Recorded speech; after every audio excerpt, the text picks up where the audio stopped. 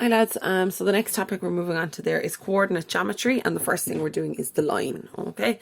So very important that you have your log tables on hand, I suppose, or at the ready for these sections here, okay? So you're going to be familiar with this from Junior Cert. So you have your slope, the length or the distance between 2 points, midpoint, and that's all we're going to be doing for today so far. All right, so which is just a kind of a revision to refresh you from Junior Cert. Okay, so the way that I would be saying to you to do these is write your points, formula, sub in. Okay, so write what my points are, labels x1, y1, x2, y2. Write down what formula you're looking for. The formula you'll find on page 18 of the log tables. Okay, and I'm going to be very strict on that. You have to do your points, formula, sub in each and every time. Okay, don't skip any of those steps. Now, so the first one I'm looking at is the distance formula, or you might see it there in your tables, the length of a line, or the distance between 2 points. You'll see it here, the 2 lines here. That also means the absolute value, so it means you always have a positive number in here. Okay, or sorry, even if it's negative, you take the positive. So if you just see this by itself, you must know that means the distance. So it's the distance from A to B, or it's the length of a line segment. And what is it? It's the square root of x2 minus x1, all to be squared, plus y2 minus y1, all to be squared. Don't guess that formula, please. Look it up in your log tables. The next one is the midpoint formula. That's x1 plus x2 over 2, comma, that's a comma there, y1 plus y2 over 2. People in Junior Cert used to ask me, can I put the whole lot into my calculator? No, you can't, because they're 2 separate things. You'll have an x and a y, because each point, remember, has an x and a y of your, I should probably have mentioned this. This is what we're going to be working on, and the coordinate geometry plane. This is your x-axis, and this is your y-axis. Okay, important as well. All the points along here, 1, 0, 2, 0, 3, 0. When it's crossing the x-axis, y is equal to 0. What are the points along here? 0, 1, 0, 2, 0, 3, 0, 4. What's equal to 0 along this one? X is equal to 0. Because you haven't travelled anywhere on the x-axis, you're just moving up. So x is equal to 0 when I'm crossing the y-axis. Y is equal to 0 when I'm crossing the x-axis. Okay, so just to mention that. Alright, so your midpoint. If I gave you 2 points, 2 endpoints of what is this called again? A diameter. How would you find the centre? Well, it would be the midpoint formula. So you do your points, formula, and sub in. Okay. The next one I'm moving on to is slope, and we're going to focus on slope a good bit for today. What is the first way of finding slope? It is the slope formula, which is m is y2 minus y1 over x2 minus x1. Y high, y goes on the top. Okay, or you have it in your log tables here, slope formula. Okay, this is one way to find slope. Another way is the rise over the run. How much, so you pick any 2 points on your line, how much am I moving up? And then how much am I moving over? How much am I moving up? How much am I moving over? So it's the rise over the run. The rise over the run. Okay? Or you could also say it's the change in y over the change in x. The change in y over the change in x. If I looked at a slope, how could I tell you that this is positive? Because it's increasing from left to right. You always go the same way that you read, from left to right. You wouldn't say this is going down here, because we're always reading from left to right, and it's increasing from left to right. It's a positive slope. This one is negative because it's decreasing from left to right. It's going downhill from left to right. Okay? Be very careful if you're doing rise over run. So if you had a slope like this and you were doing your rise over your run, you would say, okay, how much am I going down, across, down, across, down, across? You might say get 1 over 3 or something like that. But you must remember, if you're doing rise over run, just look at it, and is it negative? It will have a minus slope.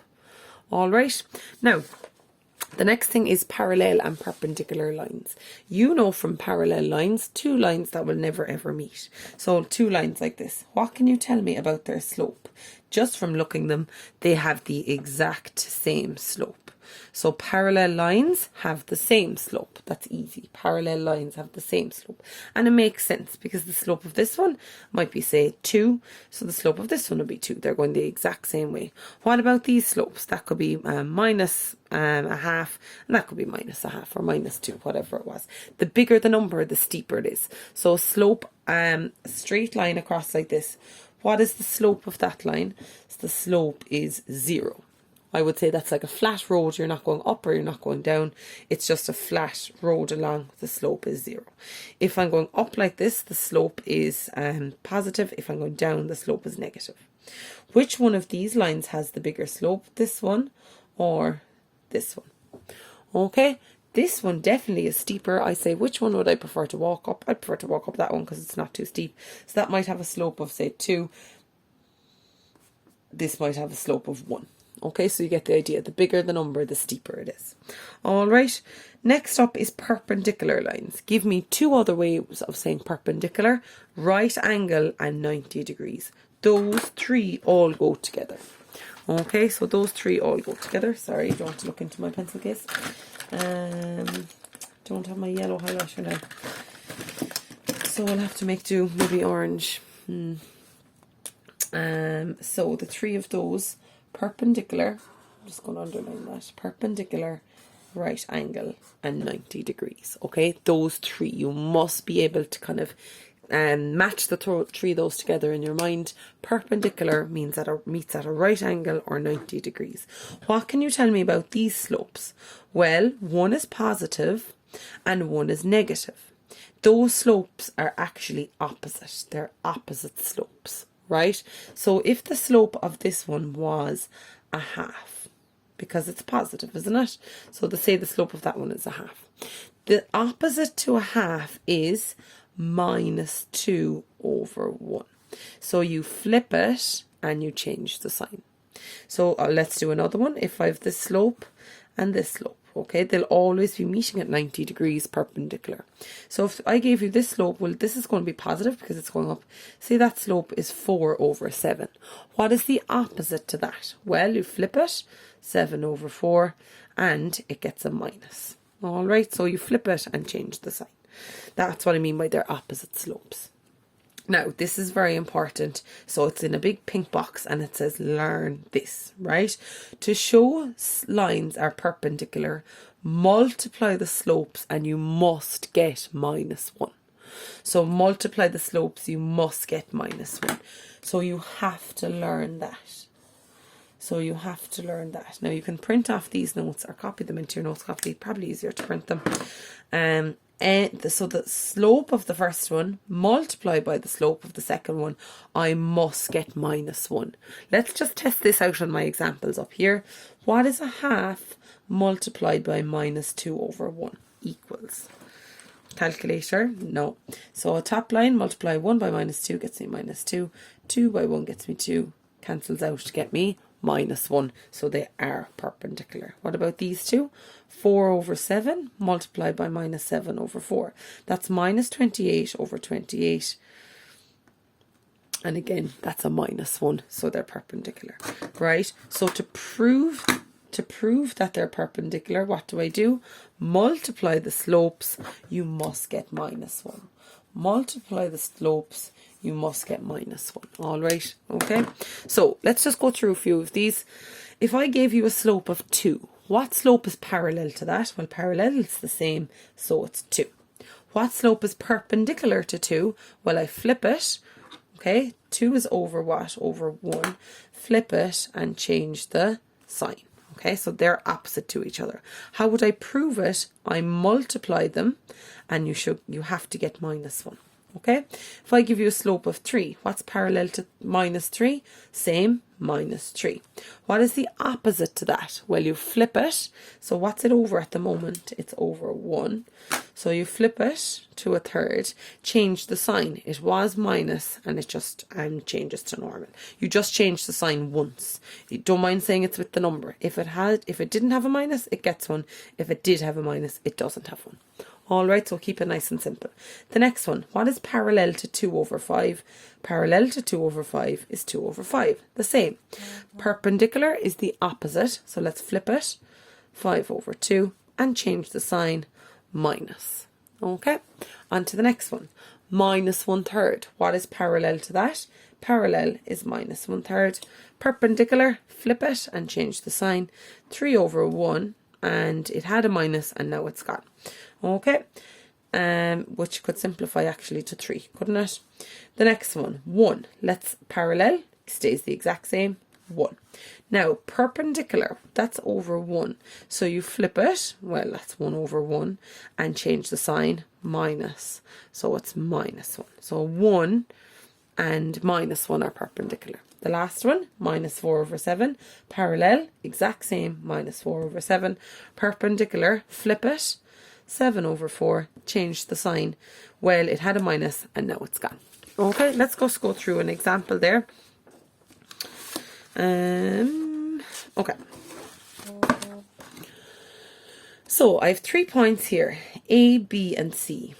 If AB is perpendicular to AC, find the value of K. Now, if I see anything about perpendicular lines, I know that that's about slope. M1 by M2 is equal to minus 1.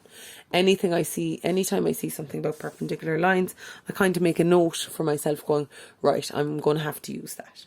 So, what I'm going to do is I'm going to get the slope of AB, get the slope of AC, multiply them, and I get minus 1. Alright, so let's work with AB first and keep it nice and organised. So A is the point 3, 1. B is the point 2, minus 3. So remember, points, formula, sub in. Labels, x1, y1, x2, y2. So the formula for the slope of this line, so it didn't mention slopes here at all, but you must know perpendicular, opposite slopes. So I'm going to be working with slopes. Formula, y2 minus y1 over x2 minus x1. Sub in, minus 3 minus 1 over 2 minus 3. So what does that work out to be? Minus 3 minus 1 is minus 4 over minus 1. The slope is 4. Okay, let's work with the other one. Points A and C. So the point A was 3, 1. The point C is minus 1, K. Excuse me. So points formula sub in x1, y1, x2, y2. Formula y2 minus y1 over x2 minus x1 equals k minus 1 over minus 1 minus 3. So that's k minus 1 over minus 4, and that is the slope of that one. Now you have to use what you know. You know that if they're perpendicular, then m1 by m2 is equal to minus 1. Okay, so what was the first slope? The first slope was 4 multiplied by the other slope, which is k minus 1 over minus 4 equals minus 1, and we're just going to solve that for k now. So these will cancel out with each other to give me a minus 1. So it's going to be minus 1 by k minus 1 is equal to minus 1. So you have minus k plus 1 is equal to minus 1. Minus k is equal to minus 1. Minus 1 minus k is equal to minus 2. So k is equal to 2. Okay, how would I check that? How would I check that? Well, I got the slope. M1 was equal to 4. What about M2? Was k minus 1 over minus 4, which was 2 minus 1 over minus 4, what's 2 take away 1? That's just 1, which is 1 over minus 4, which is minus a quarter. Now, how would I show that they are actually perpendicular? M1 by M2 is equal to minus 1. 4 multiplied by minus 1 over 4 is equal to minus 1. So multiply those, you get minus 4 over 4 is equal to minus 1. Minus 1 is equal to minus 1. Therefore, perpendicular. All right, thanks lads.